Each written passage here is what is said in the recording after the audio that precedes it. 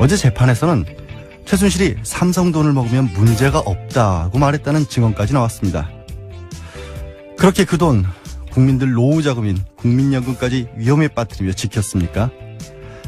첨단 전자제품부터 사소한 먹거리까지 삼성의 손길이 닿지 않는 곳이 없는데 국민들은 고객이 아니라 호갱이었던 것이지 씁쓸합니다.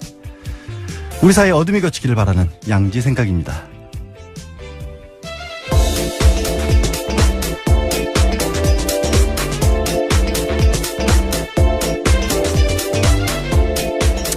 네, 안녕하세요. 양재르입니다. 이 정도는 알아야 할 아침 뉴스 이알류의 시사인 김은지 기자 나오셨습니다. 안녕하세요. 네, 안녕하세요. 공휴일인데 나와주셔서 고맙습니다. 네, 오늘 근무를 하고 있습니다. 아, 근무하세요? 네. 공장도 돌아가고 있습니다. 네, 그렇죠. 예. 오늘도 쉬는 날 들어주시는 청취자분들을 위해서 뉴스 시작하죠. 첫 번째 뉴스, 아무래도 어제 이제 사드 관련 얘기들이 좀 많이 나왔지 않습니까? 어떤 걸 가져오셨죠? 네, 국방부가 경북 성주 사드 부지를 주한미군에게 제공하면서 전략 환경 영향 평가 받지 않기 위해서 꼼수를 쓴 사실이 드러났습니다. 네. 법적 기준에 미달하도록 부지 전체를 둘로 나누고 단계적으로 제공하려 했던 정황이 청와대 조사 결과 확인됐습니다.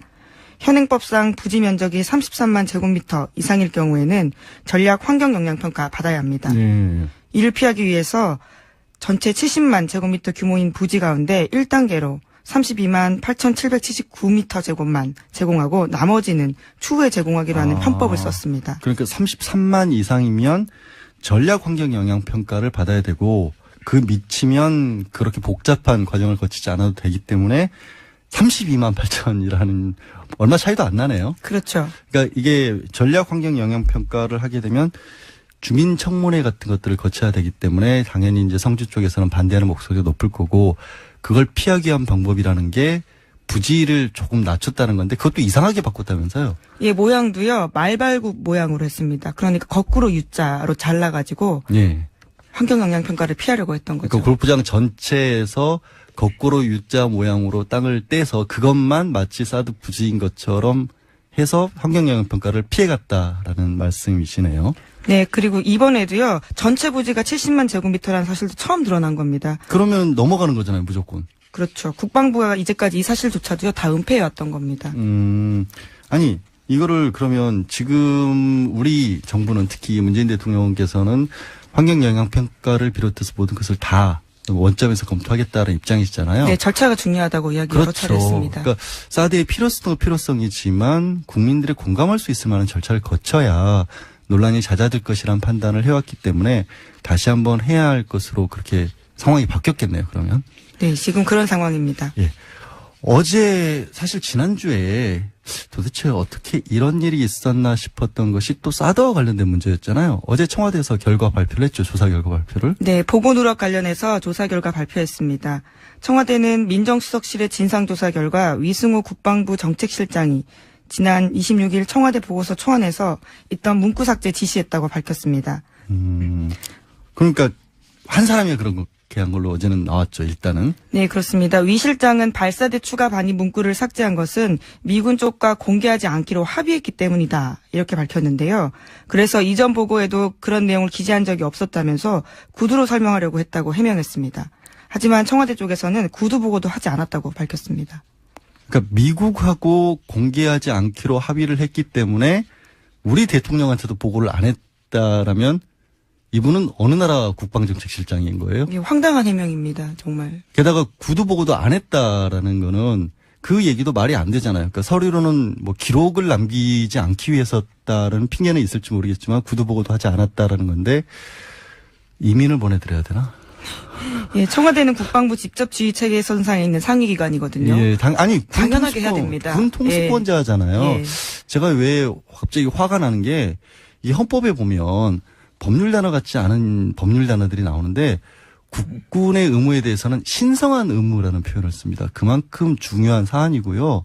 또 군 통수권자는 대통령이라고 분명히 명시가 되어 있기 때문에 대통령에게 보고를 안 하고 미국과 합의를 따랐다라고 한다면 이거는 더 여기서 청와대에서 1차 조사로 끝날 사안이 아닌 것 같은데 더 황당한 얘기가 있다면서 사실 이게 또 보고를 미국과 합의로 보고를 안 한 것도 아니라면서요. 다른 사람만 했다면서요. 네, 그렇습니다. 어제 청와대 고위 관계자가 밝히기를 국방부가 이전 정부에서는 국가안보실과 황교안 권한대행에게 사드 발사대 6기 반합을 다 보고했다고 합니다.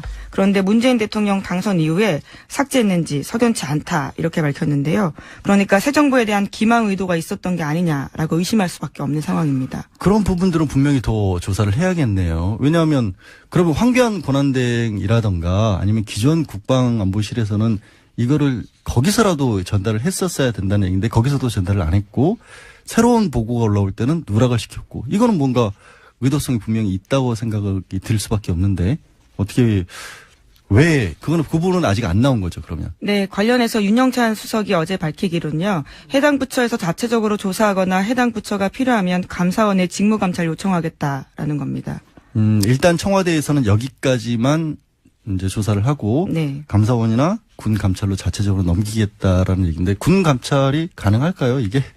글쎄요, 지금 여전히 한민구 장관이 존재하고 있고요. 또 김관진 전 국가안보실장 라인이 살아있다라는 말이 굉장히 많습니다. 그러니까 지금 여기서 위승호 정책실장만 지금 일단은 담당자 마치 책임자로 나왔는데 한민구 장관은 뭐 했다라는 거예요. 한민구 장관도 있었고 전 안보실장도 있었고 그럼 그 두 사람도 모르게 이 사람이 독자적으로 결정을 할 수 있는 자리에 있는 건지 아니면 삭제 지시만 안 했더라도 어쨌든 알고는 있었던 건지 이런 부분은 아직 안 밝혀진 건가요? 그러면? 네, 어제 청와대의 발표에 따르면 두 사람이 관여했다라는 구체적인 지시나 내용이 현재로서는 확인된 바 없다라는 건데 하지만 의문이 남을 수밖에 없습니다. 왜냐하면 국방부 조직도에 따르면 장차관실 바로 아래에 국방정책실이 있거든요. 또 당연한 얘기겠죠. 네. 장차관실이 있고 장차관실 위에 대통령이 있는 거 아니에요. 근데 장차관실을 건너뛰고 보고한다는 것도 납득이 안 가기 때문에 분명히 더 알아봐야 될 사안인 것 같습니다. 예. 네, 어느 나라 군대인지 정말 예. 황당할 따름입니다. 해명도 정말 이해가 안 가고요. 이거는 청와대도 여기서 만약에 그쳐버리면 이게 청와대도 비난을 받을 수 있을 만한 사안이기 때문에 분명히 조금 더 알아봐야 될 것으로 보이고요. 국가안보실과 관련돼서 또 다른 뉴스가 있네요. 좀 좋지 않은 뉴스가. 네, 어제 김기정 국가안보실 2차장이 사의 표명했습니다. 어제 스스로 물러난 건요, 청와대가 인선 발표한 지 12일 만입니다. 새 정부 들어서는 수석급 임명직 가운데 첫 사의 표명인데요. 청와대는 건강 악화와 시중에 도는 구설 등에 대해서 도의적 책임을 지고 사의를 표명했다. 현재 병원에 있다. 이렇게 밝혔습니다. 지금 이분은 정식 임명은 안 됐던 단계인 거죠? 예, 현재 신원조회 절차 거치고 있었습니다. 그러니까 어쨌든 그런데도 사실상 근무는 하고 있었는데 자발적으로 물러나는 것 같은데 최근에 뭐 인사검증과 관련해서 청와대에서도 좀 강화를 하고 있고 또 야당의 공격도 계속되고 있기 때문에 자체적으로 그럼 걸렀다고 봐야 할까요? 몰랐던 것들이 나오면서. 네, 여성단체가 김 전 차장의 임명에 대해서 문제 제기했다 이렇게 알려져 있거든요. 관련된 투서들이 민정수석실로 많이 들어갔다고 합니다. 뭐 어쨌든 더 뭐 심각한 문제가 나오기 전에 자발적으로 물러나는 모양새를 갖췄다는 점은 다행이지만 이 앞으로는 조금 더 사전에 뭐 좀 철저하게 검증을 해서 임명하는 게 필요할 것으로 보이네요. 저 다음 뉴스는 최순실 재판에 관한 거죠? 네, 그렇습니다. 어제 K스포츠재단 부장인 노승일 씨가 박근혜 최순실 뇌물재판 증인으로 나왔습니다. 최순실 씨가 삼성 돈 먹으면 탈이 없다 이런 말을 했다고 최 씨 측근에게 들었다고 노승일 씨가 증언했습니다. 아까 제가 이제 오프닝 하면서 양지 생각으로도 이 말을 인용을 했는데 이게 무슨 뜻이에요? 왜 삼성 돈을 먹으면 탈이 없다라고 했다는 거예요?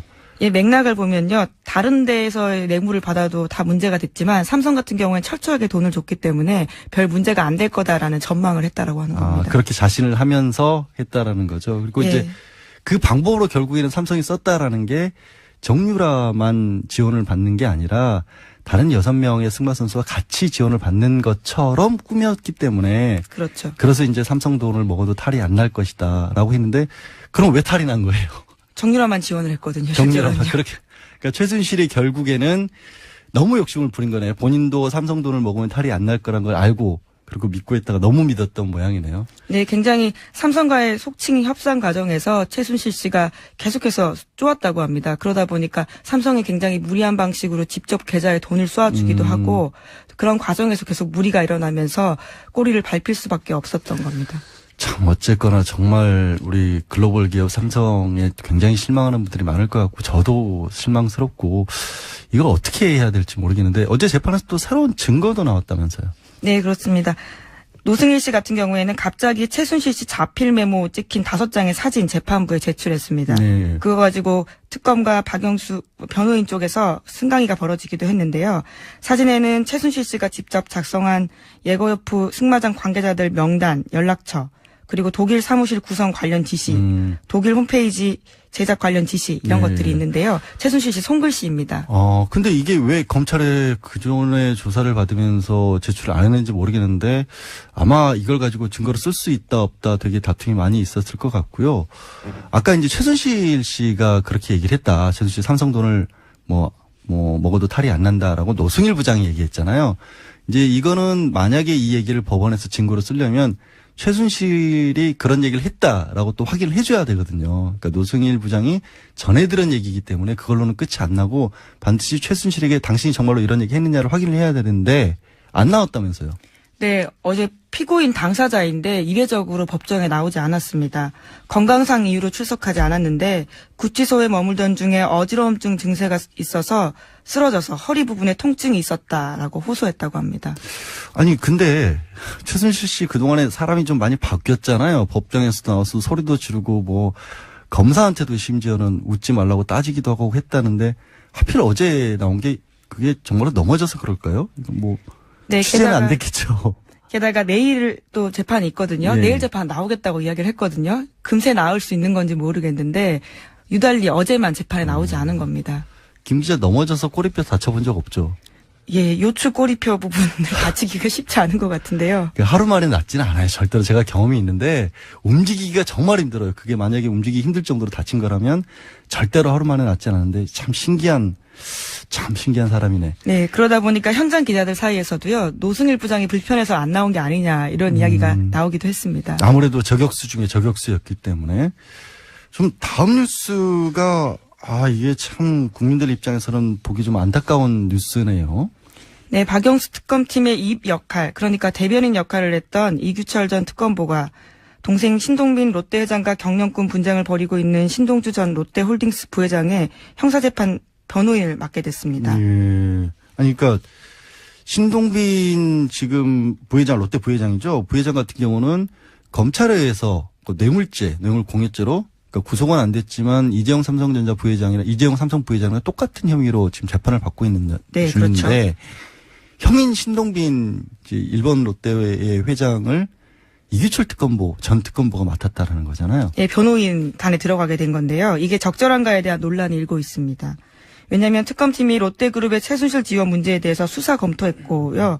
그리고 또 이른바 뇌물공여 혐의 수사 대상으로서 삼성, SK, 롯데에 들어가 있었습니다. 그러다 보니까 내부 사정 잘 알고 있었던 게 아니냐라는 의혹이 나오고 있는 겁니다. 근데 일단 혐의 자체는 다르긴 합니다. 형인 신동주가 받고 있는 혐의가 동생과는 다르긴 한 게 네, 횡령 혐의입니다. 그러니까 지난번에 롯데가 경영권 분쟁을 벌이면서 이제 동생이 형한테 실제로 일본에서만 있고 한국 내 롯데는 관여도 안 했는데도 불구하고 1년에 한 40억 원 가량을 급여로 줬기 때문에 이게 횡령이 되는 게 아니냐라는 식으로 검찰에서 보고 기소를 한 거라서 정확하게 겹치는 사건은 아니지만 어쨌든 국민들 보기에는 지금 때가 때이고 워낙 이규철 특검보가 정말 화제가 됐었잖아요. 네, 굉장히 인기의 중심이었죠. 그러니까요. 뭐 패션 같은 것들이 소개될 정도였기 때문에 저도 변호사라서 이제 뭐 약간 사정을 설명을 해드리고 싶긴 합니다만 국민들 보기에는 부적절하다는 것만은 어쩔 수가 없고 조금 더 신중하셨으면 어땠을까 하는 생각이 듭니다. 어제 세월호에서도 또 뉴스가 전해졌죠. 네, 세월호 현장 수습본부는 옷과 구명조끼를 입은 상태에서 유전자 감식한 결과 일반인 미수습자 이용숙 씨를 확인했다고 밝혔습니다. 그러니까 미수습자 9명 가운데 지금까지 신원이 확인된 사람은 단원고 조은하 양, 허다윤 양, 고창석 교사, 그리고 이영숙 씨 4명입니다. 예. 이분이 발견되신 거는 그럼 예상했던 지점인가요? 세월호 내에서는? 네, 옷을 입고 있었기 때문에요. 이영숙 씨라는 것이 추정이 가능했던 부분이 있긴 합니다만은 명확한 조사를 위해서 DNA 검사까지 나오고요. 이번에 이영숙 씨라고 밝혀진 겁니다. 그렇군요. 안타까운 가운데서 또 수습을 했으니 어쨌든 다행입니다. 네. 이게 경찰이 이제 인권경찰로 다시 태어나야 될 시점인데 조금 그렇지 못한 모양이에요. 네, 살수차와 관련해서 경찰이 참수리차로 고쳐 부르겠다라고만 밝혔고요. 직수살수에 대해서는 인권이나 여당에서 하지 말라고 권했는데 그것에 대해서는 받아들이지 못하겠다고 밝혔습니다.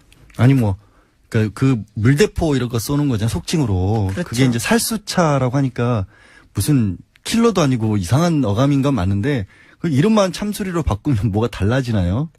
참되게 물을 이용한다라는 뜻으로 이름을 바꿨다는데요. 방법에 대해서는 여전히 바꾸지 않고 있습니다. 그러니까 방법을 안 바꾼다는 게 물을 직접적으로 직각으로 바로 사람에게 쏘는 것을 금하라고 했는데 그거는 안 받아들이고 이름만 바꾼 거잖아요. 그렇죠. 백남기 농민 사망 사건과도 관련되어 있다라는 비판을 아주 많이 받아왔던 문제로 지적된 바가 있습니다. 아니 이거를 받아들이면 수사권까지 주겠다고 경찰이 가장 큰 수건을 지금 해결해 주겠노라고 대통령이 공언까지 한 상황인데 그래도 물을 쏘겠다라는 심산이 뭔지 정말 차려준 밥상을 걷어차는 건 아닌지 좀 답답하네요. 예, 오늘 말씀은 여기까지 듣겠습니다. 고맙습니다. 네, 시사인 김은지였습니다. 감사합니다. 네, 고맙습니다. 고고도 미사일 방어 체계 사드 4기의 추가 반입 보고 누락과 관련해서 청와대 진상조사 결과가 발표됐습니다.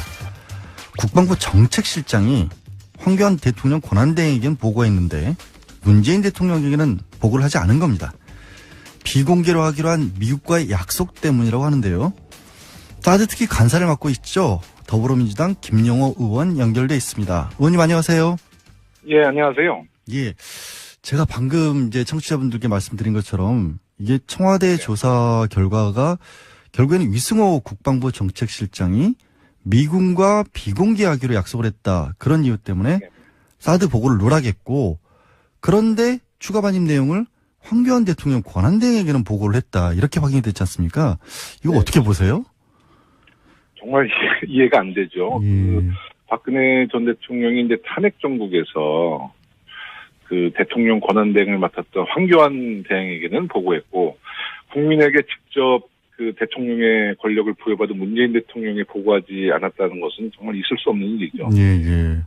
이게 그야말로 군 통수권자를 완전히 무시한 그런 행태로밖에는 볼 수 없다라는데, 근데 국방부 정책실장이 이거를 결정할 수 있을 만한 그런 권한이 있을까요? 이게 청와대 발표가 조금 좀 부족한 게 아닌가 하는 생각이 드는데.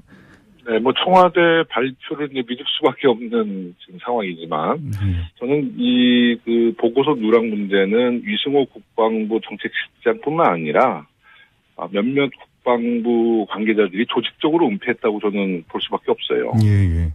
네네.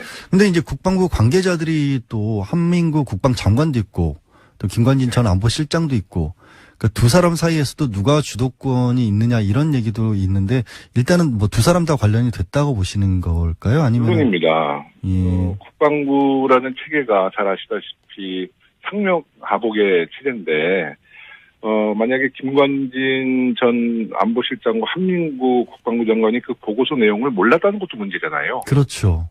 네, 그것도 몰랐다는 것도 문제고 알았어도 문제고요. 그러니까 이것은 매우 그 불순한 의도가 있지 않나 싶습니다. 네. 그러니까 몰랐다면 군 지휘 체계가 엉망이 됐다는 거고 알고도 그냥 묵인했다면 역시 이것도 소극적인 집안 항명에 가까운 것이고 그렇게 돼버리는 그런 선이고. 네네. 그럼 아니 저는 이제 의아한 게 황교안 권한대행에게 보고가 됐으면 황대행이라도 새 정부에 이거를 알려줬어야 하는가 하는 생각까지도 드는데.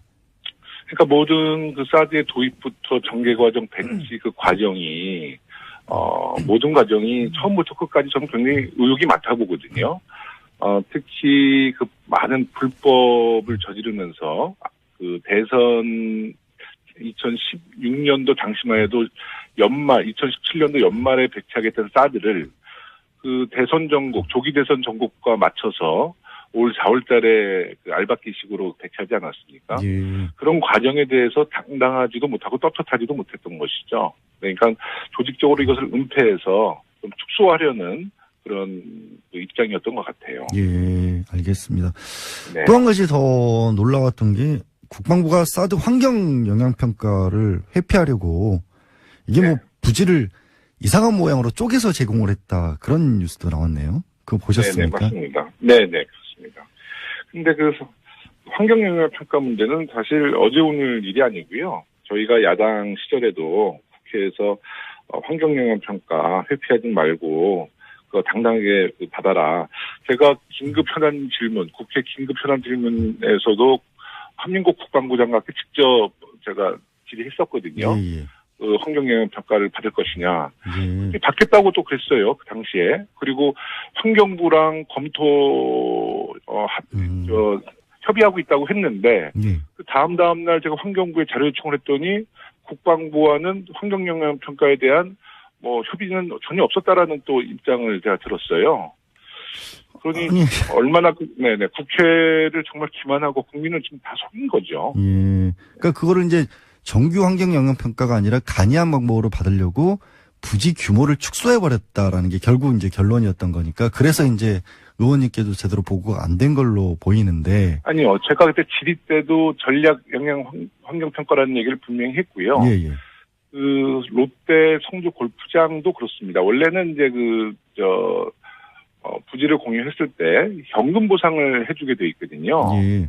근데 지금 이 롯데 측의 그 성주 골프장과 토지 막교환이라는 아주 이례적인 방법을 썼잖아요. 예. 그것도 결국은 그 국회 비준을 받지 않기 위한 하나의 편법이에요. 네, 지금 33방 제곱미터 그것도 소규모 환경 영향 평가를 받기 위한 하나의 편법이었거든요. 예. 그것 자체가 이미 편법이었다라는 건데 더 그러니까 모든 과정이 편법이었죠. 예.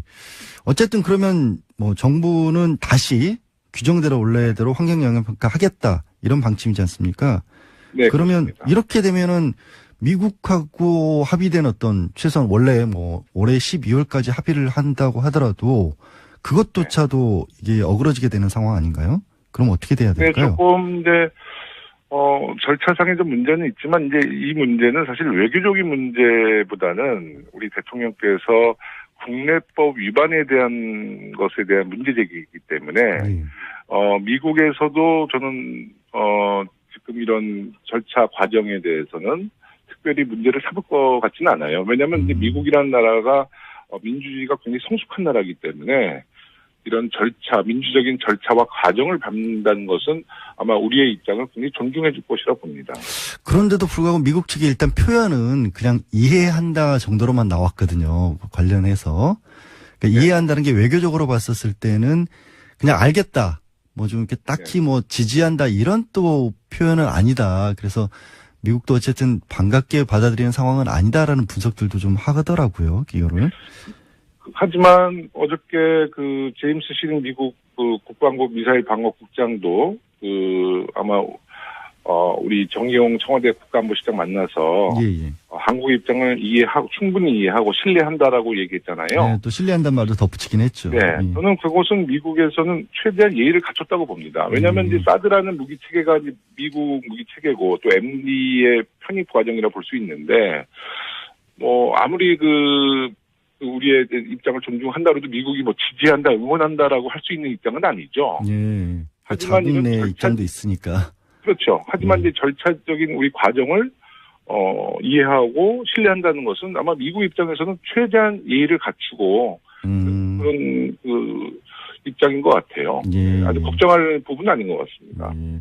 근데 미국 입장과 관련해서 또 하나 좀 드는 생각이 원래 이제 김 의원께서도 처음에 이 사건 사드 보고 누락이 문제가 됐었을 때 이거는 청문회까지도 해야 되는 사안이다라고 좀 강력하게 요구를 하셨다가 아무래도 뭐 외교 갈등이나 이런 것이 좀 우려되셨는지 조금은 주춤하셨고 일단 청와대 조사 결과를 보고 어떻게 할지 좀 방침을 정하자 이렇게 좀 입장을 선회하셨는데 이제 상황에 대해서는 지금 상황에서는 어떻게 하실 계획입니까? 저는 절대 주춤하지 않았습니다. 주춤하지 않았고요. 예. 조금 신중한 거는 신중한 하셨다. 예. 6월에 한미 정상회담이 있으니 그래도 이제 대통령과 우리 문재인 대통령과 트럼프 대통령의 정상회담을 한번 지켜보고 우리가 또 다시 행동을 해야 된다 보지만 지금 이제 저는 사드 그 전개 과정과 배치 그 문제에 대해서는 이제부터 시작이라 보거든요. 예. 지난 박근혜 정부에서는 모든 과정을 다 은폐하고 투명하지 않게 이제 진행해 왔기 때문에 지금 청와대에서 어저께 그 보고서 누락 1차 발표가 있었고 네. 또 제조사가 들어가잖아요. 네네.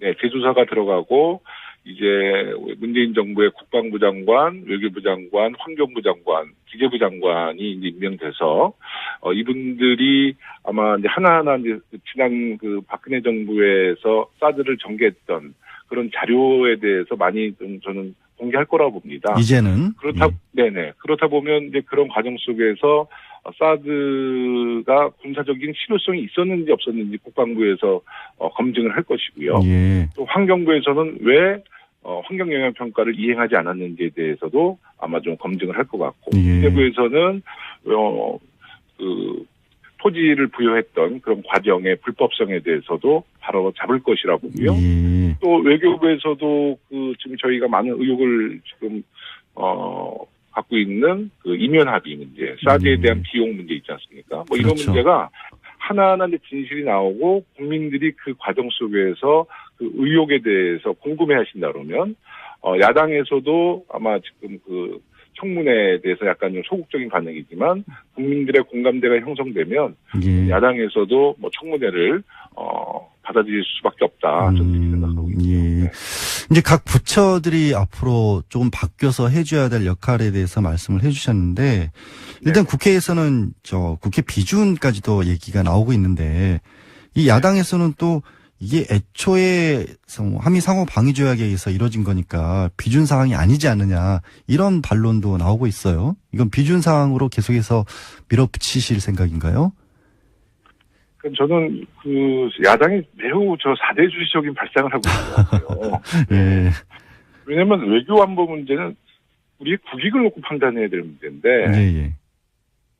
다시 언급하지만 그 사드의 군사적 실효성이 그 미국 내에서도 아직 검증이 되지 않은 무기 체계거든요. 예. 실전 배치가 한 번도 되지 않았던 또 무기 체계고 또 주변 국가와의 갈등도 좀 최소화시켜야 되고 예. 또 국민 통합도 위해서라면 국회 비준을 통해서 시간적인 여유를 갖고 여러 가지에 대한 문제점을 하나하나 조정해 나가는 것이 전 맞다고 보죠. 예, 당연히. 그러니까 사드를 찬반을 저가 좀 문제제기를 하는 것이 아니라 당연히 사드라는 것은 국가 예산이 들어가고 또 근데 우리나라 국방에 아주 중요한 사항인데 이 문제를 국회에서 논의한다는 것을 저는 반대하는 것에 대해서 이해할 수가 없습니다. 아, 예. 네. 알겠습니다. 그러면은 결국엔 아까 이제 4대주의라는 표현까지 쓰셨는데 그러니까 야당에서 제기하는 것처럼 이게 결국에는 한미동맹 균열을 부르는 거 아니냐 이런 주장에 대해서도 당연히 받아들이지 않으시겠죠? 지금 저는 문재인 정부가 들어와서 한미 동맹 관계는 더 강화될 거라 보거든요. 오히려, 예. 네, 강화될 거라 보는데. 어떤 측면에서 그렇게. 지금 이제 문재인 대통령께서 분명한 것은 민주적인 절차를 밟는 문제, 그러니까 예. 사드의 전개 도입 과정에 대해서 국내법을 위반했는지 또 이것에 대해서 민주적인 절차를 밟는다는 것은 미국 대통령이나 미국 국민이 볼 때도 매우 긍정적으로 볼 겁니다.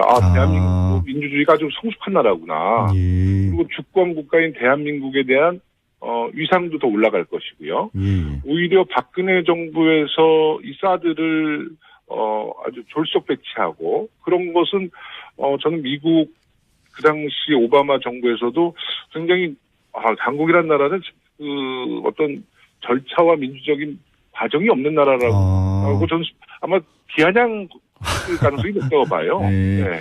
오히려 한국이라는 네. 나라에 대한 신뢰도 같은 것들이 더 올라갈 수 있는 계기가 될 수 있을 것이다. 그럼요. 예, 그렇게 네네. 보시는 거군요.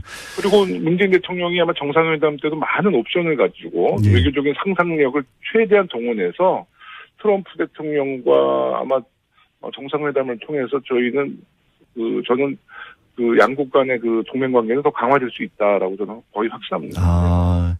저도 그렇게 되기를 바라겠습니다. 정말로 그게 훨씬 더 우리 국익을 위해서나 또 한미 관계 네.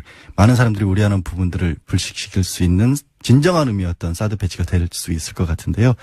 네. 오늘 말씀은 여기까지 듣겠습니다. 고맙습니다. 예, 고맙습니다. 예, 지금까지 더불어민주당 김영호 의원이었습니다. 예, 지난 2일 제주에서 발견된 AI가 전염력이 아주 강한 고병원성인 것으로 확인됐습니다. 제주도는 24시간 비상근무 체제에 들어갔다고 하는데요. 원희룡 제주지사 연결해서 직접 얘기 들어보겠습니다. 지사님 안녕하세요. 네, 안녕하세요. 예, 걱정이 좀 많으시겠네요. 예, 우리 비상 상황입니다. 네. 예. 지난 2일에 최초로 의심 신고를 했던 게 이제 제주시 이호동에서 토종닭 7마리. 그랬다가 정밀 검사를 한 결과 H5N8 이게 이제 고병원성 그러니까 병으로 드러날 가능성이 높은 AI로 확진이 됐지 않습니까? 네. 그래서 AI는 다른 것보다 초기 방역이 굉장히 중요하다고 하는데 확산을 막기 위한 조치는 어떤 것들을 하고 있고 또 현재의 살처분 현황은 어떤지 좀 정리해 주실 수 있을까요? 네. 이 닭이 뭐 제주에서 발병을 한 건 아니고요. 예. 그 5월 20일 전으로 이미 그 군산에서 발병이 돼 있는 거를 전국적인 이동 제한이 풀리니까 제주의 그 소규모 농가가 군산에 가서 이걸 사왔어요. 예. 그래서 5월 27일 날 이 재래시장에서 제주도 곳곳으로 몇 마리씩 팔려 나갔는데 그 폐사를 하다가 아무래도 이 농가에서 이상하다 그래서 6월 2일 날 신고가 돼서 최초로 우리 당국이 이제 알게 됐죠. 그래서 저희가 예비 검사를 해보니까 그날 저녁에 양성 반응이 나와서 확진은 어저께 나왔습니다. 6월 5일이지만 기다리면 이거는 확산될 수 있다 그래서 바로 6월 3일 날 그 신고한 농장과 인근 반경 3km까지 한 10,000여 마리 이상을 70명을 투입해서 즉각 그 예비적인 살처분까지 전부 마쳤습니다. 그래서 신고된 그 주변에는 살처분 이미 다 끝났고요. 근데 그 전통시장에서 팔려 나간 게 한 200여 마리가 이 팔려 나가서 이걸 추가 신고를 받기 위해서 저희가 문자 메시지나 그 TV에 그 자막 이걸 통해 가지고 신고를 그 전 도민에게 권유를 했는데 그 폐사가 있었던 10여 군데의 농가에서 그 신고가 들어왔어요. 그래서 그 부분에 대해서도 이미 살처분을 다 끝냈습니다. 확진 여부와 관계없이요. 예. 그래서 현재로는 이 폐사한 닭이 있는 그 농가에 대해서는 이미 제주에서는 살처분은 다 끝났고, 근데 그 사이에 폐사된 그 오골개와 혹시 그 기존에 있던 닭들이 섞여서 지내면서 바이러스가 옮겨갔을 수 있기 때문에 이 부분에 대해서 저희가 지금 그 살아있는 닭들에 대해서 전수조사를 하고 있습니다. 그 닭의 그 항문의 분비물을 검사를 해서 바이러스가 양성이 나오면 역시 그 주변 3km를 전부 살처분한다는 전제하에 지금 이 검사를 하고 있는데 아직 추가 발견은 없습니다만은 이번 주가 고비라고 보고요. 저희들이 전 역량을 투입해서 그 행방을 찾고 그 간이 검사하고 혹시 그 양성이 나오는 즉시 살처분할 수 있는 현재의 태세를 가동하고 있습니다. 이게 키우는 농가에서도 굉장히 걱정이 많고, 지사님이나 공무원분들 다 같이 지금 굉장히 애를 많이 쓰고 계신 상황으로 들리네요. 지금 보니까 이게 육지에서는 사실 이번에 AI가 발생하기 이전에, 그러니까 이번에 드러나기 전에 도축이 됐다라면 그거를 반출할 수 있다라고 했는데, 제주도에서는 AI 발생 이전에 도축된 것도 반출을 금지하셨다고 제가 들었습니다. 이렇게 아예 제주산 가금류를 밖으로 못 나가게 반출 금지 조치를 한 이유도 그럼 이런 예방적인 조치의 하나로 봐도 될까요? 사실 발생 이전의 도축이라는 것은 발생은 신고됐을 때를 지금 기준으로 하는데 이미 발생됐다가 사후에 신고된 거 아니겠습니까? 그렇기 때문에 저희가 우선 그 초기 단계에 선제적으로 최고로 강력한 조치를 취한다는 차원에서 우리가 농림부와 협의를 해서 일단 기존에 도축된 것도 육지 반출을 일단 금지를 해놨는데요. 일단 이 부분이 과도한 피해가 될 수가 있다. 그래서 저희가 이것을 풀 수 있는지에 대해서 가급적 긍정적인 방향으로 현재 검토를 하고 있습니다. 예. 오늘 중으로라도 결론을 내릴 수 있으면 푼다든지 피해를 최소화할 수 있는 조치를 하겠습니다. 예, 농민들 입장에서는 또 이게 엄청난 충격으로 경제적인 피해로 올 수 있기 때문에 그런 부분도 좀 신경을 쓰고 계신 것 같고.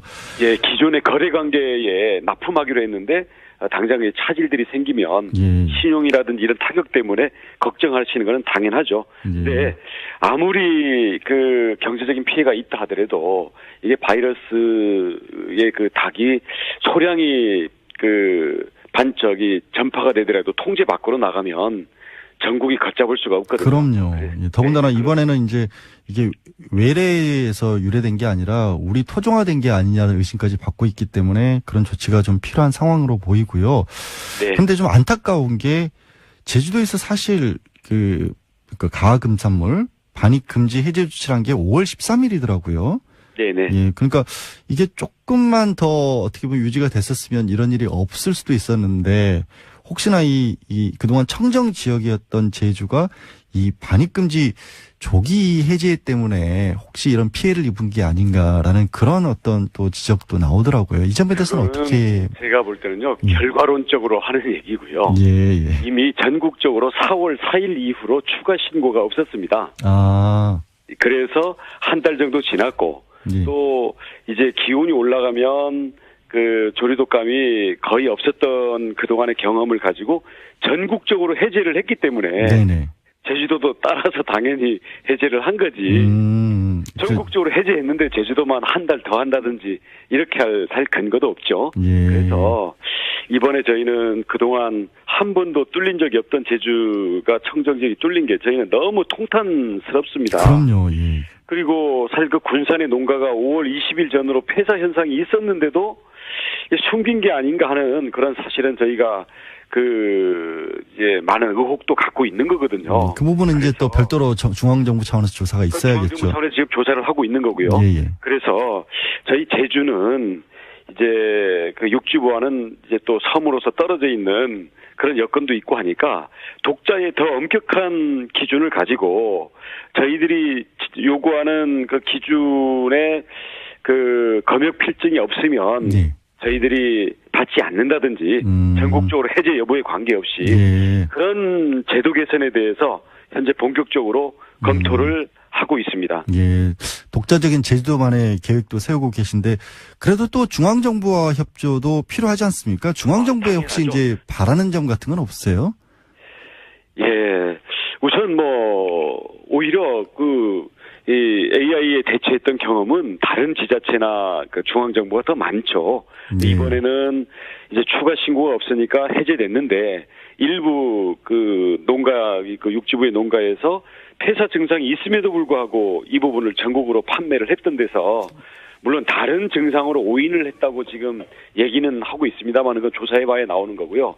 그렇죠. 그런 점에 대해서 그냥 여름이 되면 이게 AI는 끝난다. 이런 그 과거의 경험에 기초한 이런 걸 가지고 하지 말고 한 단계 더 엄격하게 새로운 매뉴얼을 짜야 되지 않을까 싶고요. 약간 좀 방심했죠, 사실 중앙정부에서도. 네네네, 그렇습니다. 아마 미처 예상을 못했겠죠. 그리고 만약에 그 군산의 농가에서 일어나는 그 폐사 현상이 설사 다른 증상으로 그 오진이 났다 하더라도 이 부분들에 대해서 그 감독 체계가 작동이 됐다라면 사실 그 지역을 그 비상을 걸고 바로 그 추적에 나섰다면 지금처럼 한참 일주일이나 지난 뒤에 제주에서 신고가 돼서 이제 전국에 비상이 걸리는 이런 시차 손실은 없었겠죠. 아무튼 결과론이고요.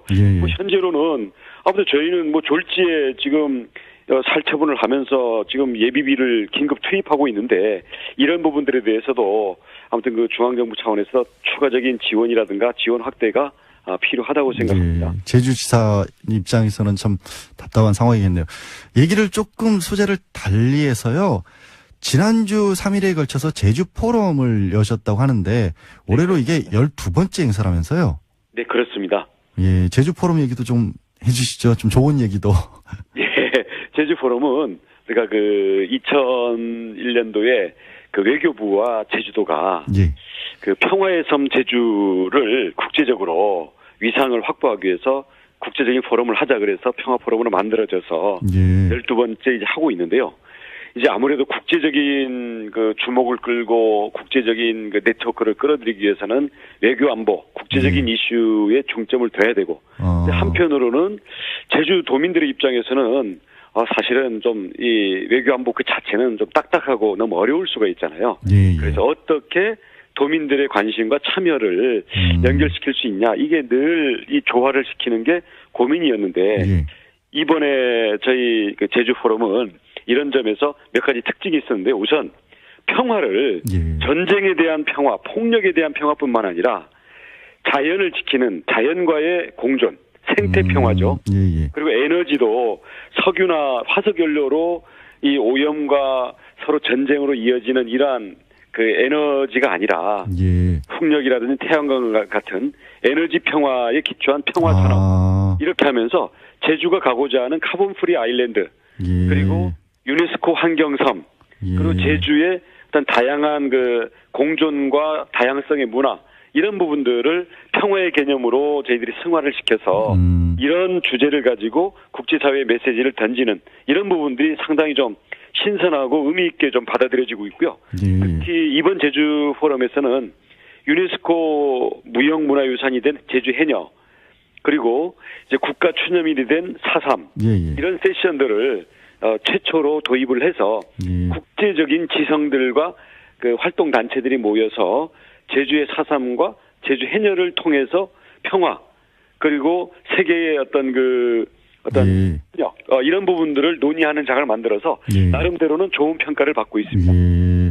말씀하신 것처럼 말씀 도중에 이제 4.3 얘기가 나왔지 않습니까? 네.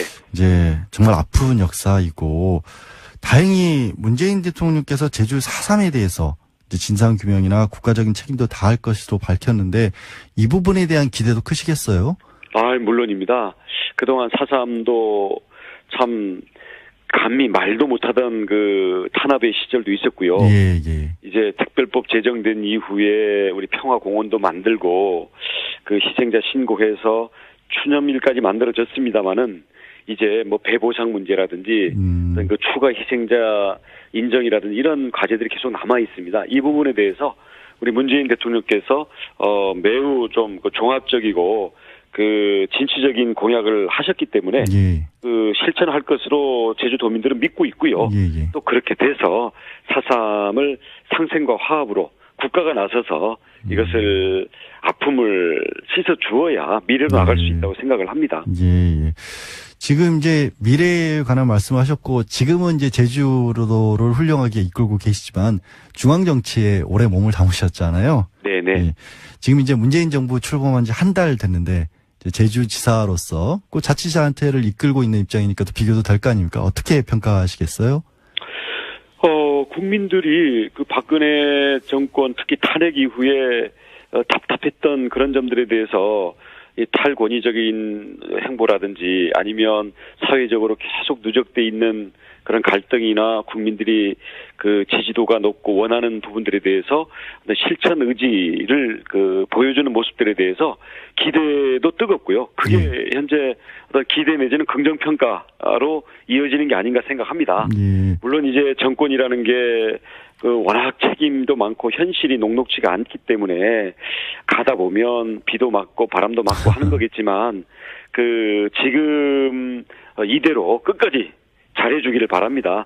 대통령이 성공을 한다는 것은 나라가 잘 된다는 것이고 국민이 그동안 그 가슴 속에 있던 답답한 소망들을 이루어 나간다는 걸 뜻하기 때문에 저희는 뭐 당이나 이런 걸 떠나서 정말 국민이 뽑은 대통령이 잘 이끌어 주시기를 바랍니다. 예, 또 중앙정부가 잘 돼야 지방자치단체 입장에서는 또 상부상조할 수 있는 것들이 있기 때문에 그런 기대의 말씀 해주셨네요.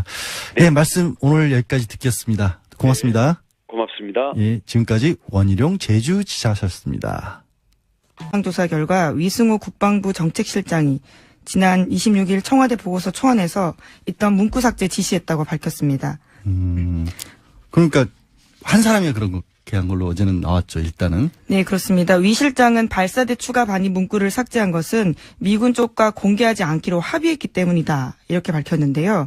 그래서 이전 보고에도 그런 내용을 기재한 적이 없었다면서 구두로 설명하려고 했다고 해명했습니다. 하지만 청와대 쪽에서는 구두 보고도 하지 않았다고 밝혔습니다. 그러니까 미국하고 공개하지 않기로 합의를 했기 때문에 우리 대통령한테도 보고를 안 했다라면 이분은 어느 나라 국방정책실장인 거예요? 이게 황당한 해명입니다. 정말. 게다가 구두 보고도 안 했다라는 거는 그 얘기도 말이 안 되잖아요. 그러니까 서류로는 뭐 기록을 남기지 않기 위해서다라는 핑계는 있을지 모르겠지만 구두 보고도 하지 않았다라는 건데 이민을 보내드려야 되나? 예, 청와대는 국방부 직접 지휘 체계 선상에 있는 상위 기관이거든요. 예, 당연하게 해야 됩니다. 군 통수권자잖아요. 예. 제가 왜 갑자기 화가 나는 게 이 헌법에 보면 법률 단어 같지 않은 법률 단어들이 나오는데 국군의 의무에 대해서는 신성한 의무라는 표현을 씁니다. 그만큼 중요한 사안이고요. 또 군 통수권자는 대통령이라고 분명히 명시가 되어 있기 때문에 대통령에게 보고를 안 하고 미국과 합의를 따랐다라고 한다면 이거는 더 여기서 청와대에서 1차 조사로 끝날 사안이 아닌 것 같은데 더 황당한 얘기가 있다면서 사실 이게 또 보고를 미공개 미국 합의로 보고를 안 한 것도 아니라면서요. 다른 사람은 했다면서요. 네, 그렇습니다. 어제 청와대 고위 관계자가 밝히기를 국방부가 이전 정부에서는 국가안보실과 황교안 권한대행에게 사드 발사대 6기 반합을 다 보고했다고 합니다. 그런데 문재인 대통령 당선 이후에 삭제했는지 석연치 않다 이렇게 밝혔는데요. 그러니까 새 정부에 대한 기망 의도가 있었던 게 아니냐라고 의심할 수밖에 없는 상황입니다. 그런 부분들은 분명히 더 조사를 해야겠네요. 왜냐하면 그러면 황교안 권한대행이라던가 아니면 기존 국방안보실에서는 이거를 거기서라도 전달을 했었어야 된다는 얘기인데 거기서도 전달을 안 했고 새로운 보고가 올라올 때는 누락을 시켰고 이거는 뭔가 의도성이 분명히 있다고 생각이 들 수밖에 없는데 어떻게 왜 그 부분은 아직 안 나온 거죠 그러면? 네, 관련해서 윤영찬 수석이 어제 밝히기로는요. 해당 부처에서 자체적으로 조사하거나 해당 부처가 필요하면 감사원에 직무감찰 요청하겠다라는 겁니다. 일단 청와대에서는 여기까지만 이제 조사를 하고 네. 감사원이나 군 감찰로 자체적으로 넘기겠다라는 얘기인데 군 감찰이 가능할까요 이게?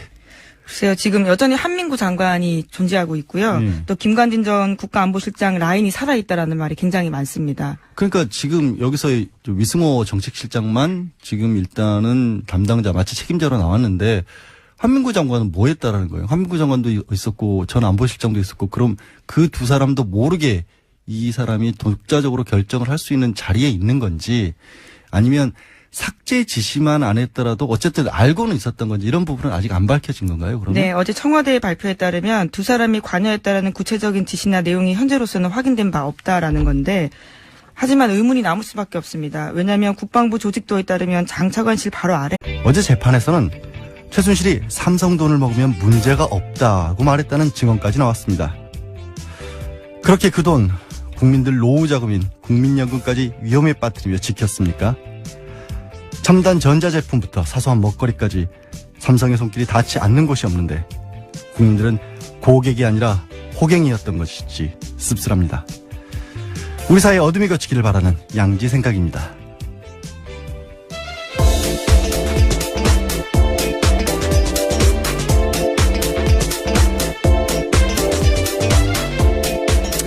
네, 안녕하세요. 양재르입니다. 이 정도는 알아야 할 아침 뉴스 이알류의 시사인 김은지 기자 나오셨습니다. 안녕하세요. 네, 안녕하세요. 공휴일인데 나와주셔서 고맙습니다. 네, 오늘 근무를 하고 있습니다. 아, 근무하세요? 네. 공장도 돌아가고 있습니다. 네, 그렇죠. 예. 오늘도 쉬는 날 들어주시는 청취자분들을 위해서 뉴스 시작하죠. 첫 번째 뉴스 아무래도 어제 이제 사드 관련 얘기들이 좀 많이 나왔지 않습니까? 뭐 어떤 걸 가져오셨죠? 네, 국방부가 경북 성주 사드 부지를 주한미군에게 제공하면서 전략 환경 영향 평가 받지 않기 위해서 꼼수를 쓴 사실이 드러났습니다. 네. 법적 기준에 미달하도록 부지 전체를 둘로 나누고 단계적으로 제공하려 했던 정황이 청와대 조사 결과 확인됐습니다. 현행법상 부지 면적이 33만 제곱미터 이상일 경우에는 전략 환경 영향 평가 받아야 합니다. 네. 이를 피하기 위해서 전체 70만 제곱미터 규모인 부지 가운데 1단계로 32만 8,779m 제곱만 제공하고 나머지는 추후에 제공하기로 하는 편법을 썼습니다. 그러니까 33만 이상이면 전략 환경 영향 평가를 받아야 되고 그 미치면 그렇게 복잡한 과정을 거치지 않아도 되기 때문에 32만 8천이라는 얼마 차이도 안 나네요. 그렇죠. 그러니까 이게 전략 환경 영향 평가를 하게 되면 주민 청문회 같은 것들을 거쳐야 되기 때문에 당연히 이제 성주 쪽에서는 반대하는 목소리가 높을 거고 그걸 피하기 위한 방법이라는 게 부지를 조금 낮췄다는 건데 그것도 이상하게 바꿨다면서요? 예, 모양도요. 말발굽 모양으로 했습니다. 그러니까 거꾸로 U자로 잘라가지고 예. 환경 영향 평가를 피하려고 했던 거죠. 그러니까 골프장 전체에서 거꾸로 U자 모양으로 땅을 떼서 그것만 마치 사드 부지인 것처럼 해서 환경 영향 평가를 피해갔다라는 말씀이시네요. 네, 그리고 이번에도요. 전체 부지가 70만 제곱미터라는 사실도 처음 드러난 겁니다. 그러면 넘어가는 거잖아요, 무조건. 그렇죠. 국방부가 이제까지 이 사실조차도요. 다 은폐해왔던 겁니다. 아니 이거를 그러면 지금 우리 정부는 특히 문재인 대통령께서는 환경 영향 평가를 비롯해서 모든 것을 다 원점에서 검토하겠다는 입장이시잖아요. 네, 절차가 중요하다고 이야기 여러 차례 했습니다. 그러니까 사드의 필요성이지만 국민들이 공감할 수 있을 만한 절차를 거쳐야 논란이 잦아들 것이라는 판단을 해왔기 때문에 다시 한번 해야 할 것으로 그렇게 상황이 바뀌었겠네요. 그러면. 네, 지금 그런 상황입니다. 예.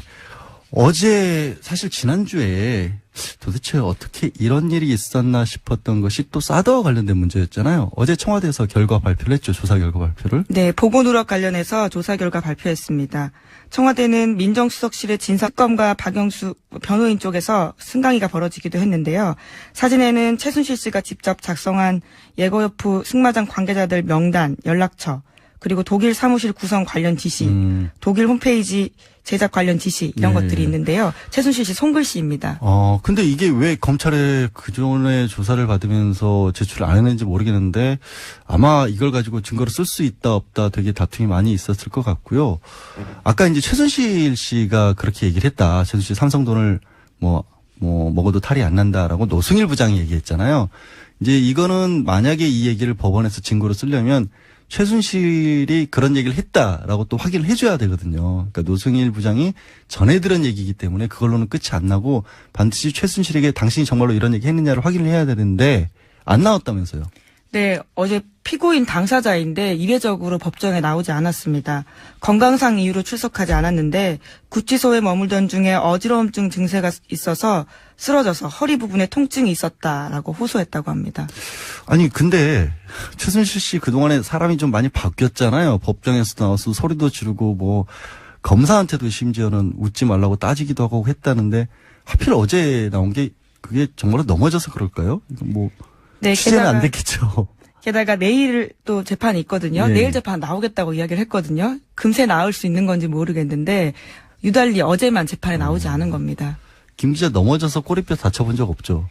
예, 요추 꼬리표 부분을 다치기가 쉽지 않은 것 같은데요. 하루 만에 낫지는 않아요. 절대로 제가 경험이 있는데 움직이기가 정말 힘들어요. 그게 만약에 움직이기 힘들 정도로 다친 거라면 절대로 하루 만에 낫지 않았는데 참 신기한 사람이네. 네, 그러다 보니까 현장 기자들 사이에서도요. 노승일 부장이 불편해서 안 나온 게 아니냐 이런 이야기가 나오기도 했습니다. 아무래도 저격수 중에 저격수였기 때문에 좀 다음 뉴스가 이게 참 국민들 입장에서는 보기 좀 안타까운 뉴스네요. 네, 박영수 특검팀의 입 역할, 그러니까 대변인 역할을 했던 이규철 전 특검보가 동생 신동빈 롯데 회장과 경영권 분쟁을 벌이고 있는 신동주 전 롯데홀딩스 부회장의 형사재판 변호인을 맡게 됐습니다. 예. 아니, 그러니까 신동빈 지금 부회장, 롯데 부회장이죠. 부회장 같은 경우는 검찰에 의해서 뇌물 공여죄로 그러니까 구속은 안 됐지만 이재용 삼성전자 부회장이나 이재용 삼성 부회장과 똑같은 혐의로 지금 재판을 받고 있는 네, 중인데 그렇죠. 형인 신동빈 일본 롯데의 회장을 이규철 전 특검보가 맡았다라는 거잖아요. 네, 변호인 단에 들어가게 된 건데요. 이게 적절한가에 대한 논란이 일고 있습니다. 왜냐하면 특검팀이 롯데그룹의 최순실 지원 문제에 대해서 수사 검토했고요.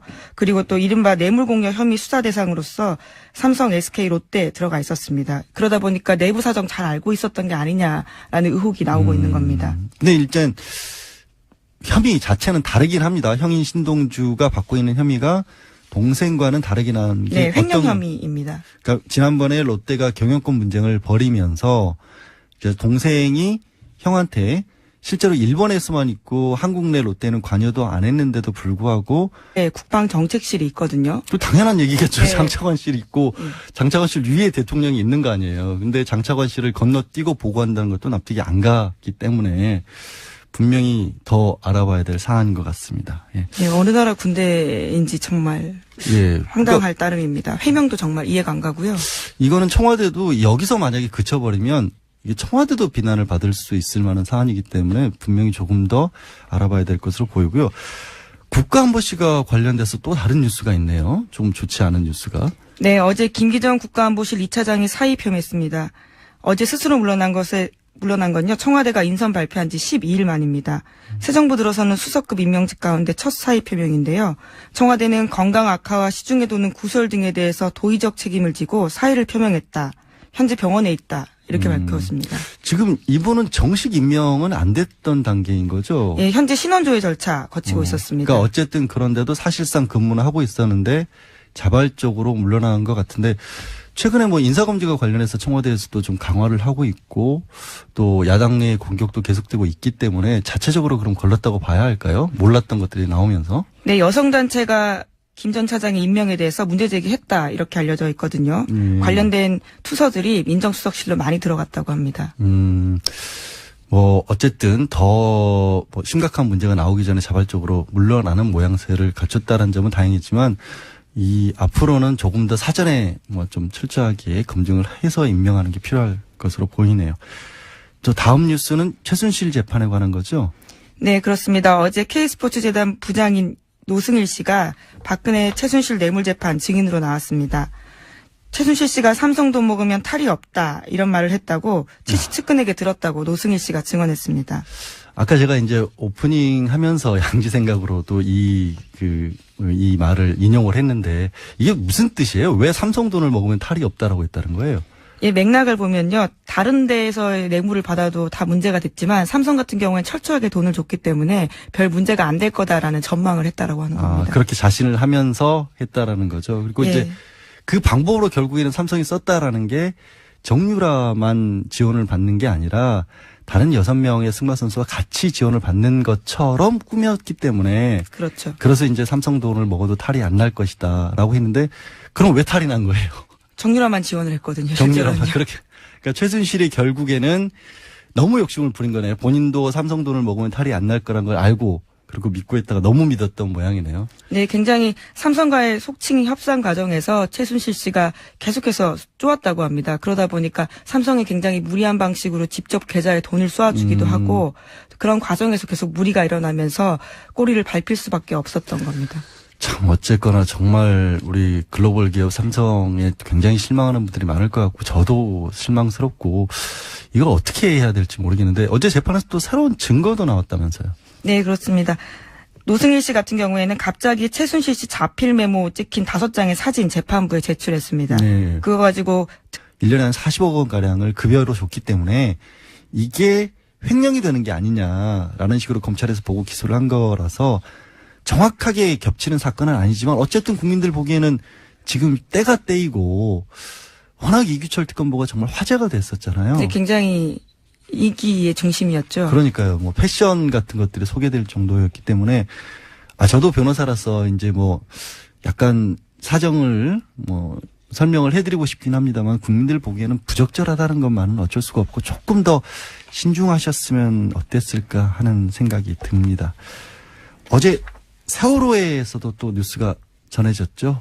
네, 세월호 현장 수습본부는 옷과 구명조끼를 입은 상태에서 유전자 감식한 결과 일반인 미수습자 이용숙 씨를 확인했다고 밝혔습니다. 그러니까 미수습자 9명 가운데 지금까지 신원이 확인된 사람은 단원고 조은하 양, 허다윤 양, 고창석 교사, 그리고 이영숙 씨 4명입니다. 예. 이분이 발견되신 거는 그럼 예상했던 지점인가요? 세월호 내에서는? 네, 옷을 입고 있었기 때문에요. 이영숙 씨라는 것이 추정이 가능했던 부분이 있긴 합니다만은 명확한 조사를 위해서 DNA 검사까지 나오고요. 이번에 이영숙 씨라고 밝혀진 겁니다. 그렇군요. 뭐 안타까운 가운데서 또 수습을 했으니 어쨌든 다행입니다. 네. 이게 경찰이 이제 인권경찰로 다시 태어나야 될 시점인데 조금 그렇지 못한 모양이에요. 네, 살수차와 관련해서 경찰이 참수리차로 고쳐 부르겠다라고만 밝혔고요. 직수살수에 대해서는 인권이나 여당에서 하지 말라고 권했는데 그것에 대해서는 받아들이지 못하겠다고 밝혔습니다. 아니 그러니까 그 물대포 이런 거 쏘는 거잖아요. 속칭으로. 그렇죠. 그게 이제 살수차라고 하니까 무슨 킬러도 아니고 이상한 어감인 건 맞는데 그 이름만 참수리로 바꾸면 뭐가 달라지나요? 참되게 물을 이용한다라는 뜻으로 이름을 바꿨다는데요. 방법에 대해서는 여전히 바꾸지 않고 있습니다. 그러니까 방법을 안 바꾼다는 게 물을 직접적으로 직각으로 바로 사람에게 쏘는 것을 금하라고 했는데 그거는 안 받아들이고 이름만 바꾼 거잖아요. 그렇죠. 백남기 농민 사망 사건과도 관련되어 있다는 비판을 아주 많이 받아왔던 문제로 지적된 바가 있습니다. 아니 이거를 받아들이면 수사권까지 주겠다고 경찰이 가장 큰 수건을 지금 해결해 주겠노라고 대통령이 공언까지 한 상황인데 그래도 물을 쏘겠다라는 심산이 뭔지 정말 차려준 밥상을 걷어차는 건 아닌지 좀 답답하네요. 예, 오늘 말씀은 여기까지 듣겠습니다. 고맙습니다. 네, 시사인 김은지였습니다. 감사합니다. 네, 고맙습니다. 고고도 미사일 방어 체계 사드 4기의 추가 반입 보고 누락과 관련해서 청와대 진상조사 결과가 발표됐습니다. 국방부 정책실장이 황교안 대통령 권한대행에게는 보고했는데 문재인 대통령에게는 보고를 하지 않은 겁니다. 비공개로 하기로 한 미국과의 약속 때문이라고 하는데요. 사드 특히 간사를 맡고 있죠. 더불어민주당 김영호 의원 연결돼 있습니다. 의원님 안녕하세요. 예, 안녕하세요. 예, 제가 방금 이제 청취자분들께 말씀드린 것처럼